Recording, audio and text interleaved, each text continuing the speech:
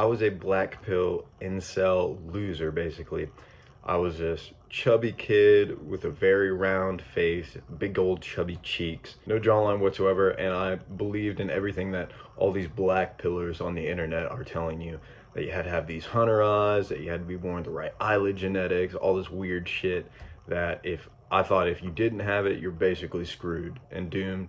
You're never gonna find the love of your life and you're gonna be unhappy forever. I blame my genetics a lot for a lot of this, and instead of actually taking action and learning more about the gym and stuff like that and learning more about looks maxing, I just didn't even try, and I barely went to the gym, and I just essentially gave up because, like I said, I thought I was doomed, and things didn't change until I actually started taking the gym seriously. My name's Blake, and if you're not already, go ahead and subscribe to the channel and follow me on Instagram, linked in the description below. So like I said, things didn't start to change until I actually started taking the gym seriously. So when I, bulked up and started cutting down for the first time, I actually had a jawline there, because when I originally just started with a cut, there was a jawline there, but again, I was skinny fat and there was no like development of the jawline, so it was still relatively weak. It wasn't until I actually bulked up first and then cut down that I actually started to see my jawline, and that really inspired me to start looking more into this, because I noticed my face starting to change. I actually started having like a jawline that I dreamt of rather than the weak one that I thought I was cursed with, that I thought my genetics would only allow me to achieve. And that's when I started doing more than just stuff like the gym to actually improve my jawline. So the biggest problem I have with the black pill is that all these people just want you to focus on the things that you can't control. They say that your genetics just kind of determine wherever you're going to end up. And it's not your genetics that are at fault, because you can actually achieve a lot more than you think you can. Your genetic limitations are a lot higher than you currently think. And a lot of this is due to self-image and stuff like that. So the first step to improving your looks and improving how attractive your face is going to be improving your mental health, because this is going to determine a lot of what you're able to achieve in your life. So it's a really important step that a lot of people overlook because they think, oh, it doesn't really matter, especially for attraction, because it's a physical thing, but it's just as much a mental game as it is physical.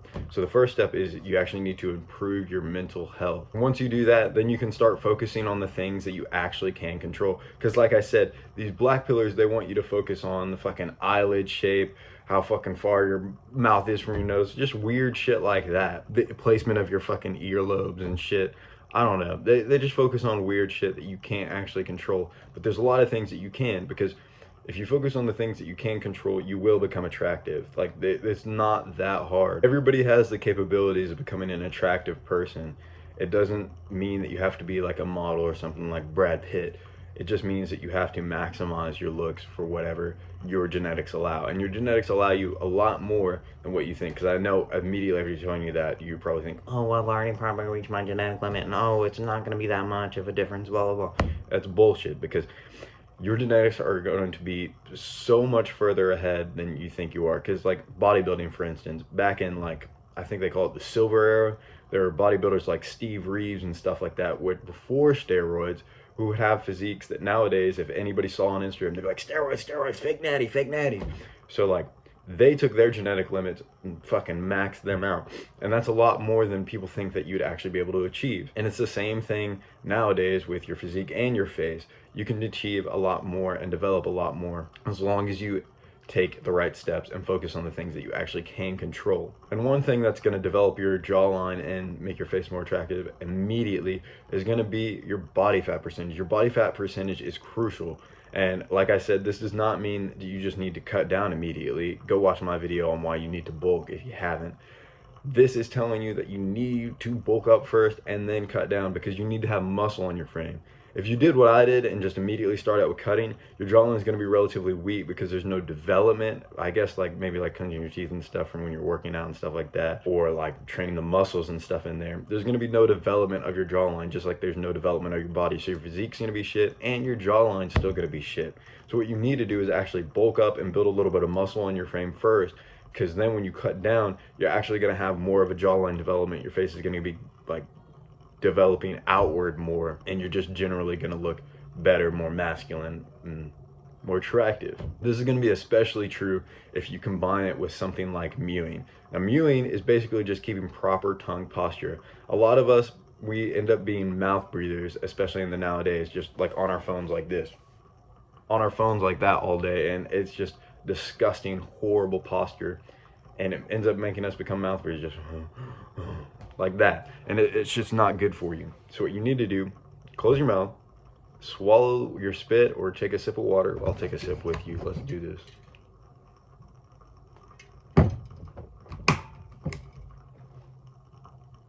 And you can see once you swallow, the jawline is activated. Your tongue is on the roof of your mouth. You don't want just the tip of your tongue on the roof of your mouth. You want the whole damn thing just flat on your mouth. And you want to practice that and nose breathe. That's how to mew properly, because all it is really is just proper tongue posture. And you want the same thing with your whole body, like keep proper posture, because that's going to be another thing that determines it. And another thing that will help with this is like kind of like putting your neck back like that and giving yourself a double chin.